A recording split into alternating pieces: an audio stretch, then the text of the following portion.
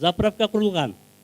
Бул калктуу конушта бир адамдын чегине курулган. Негизи эле чекке заправка куруш мүмкүн эмеспи? Ошонун жанына айыл тургундары бир мечит салышкан. Капталына. Анан ошол мечиттин документин ала албай жүрүшөт. Эми аларга заправка жолтоо болуп атат. Урматтуу туугандар, Ред Петролиум да кыргыздын ишкери. Салык төлөп атат. Жумушчу орундарын түзүп атат. Ошол жерде силердин балдарыңар, кыздарыңар иштеп атат. Миллиондогон акчаларды салып, ошол барсаңар заманбап май коюучу жай. Эми 2 комнат мечит салып турсуңар. Мен жана Кулатовтан да айттым. Мен Кудайга ишенген адаммын, динге каршы эмесмин.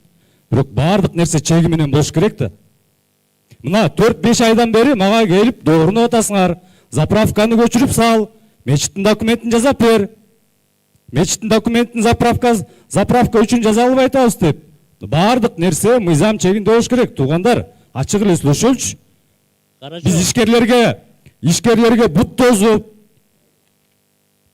ушундай ишке бара берсек, эртең бизге кайсы инвестор келет бизге, Кыргызстанга? Батырбекович, анан кийин дагы бир кошумчалуу айткан нерсе, ал жердеги жашоочулар мечитте куруш жанагы заправка курулатканда бүт бардыгына макулбуз деп туруп колдорунан бери бар. Соглашениясынан бери бар экен ал кишинде.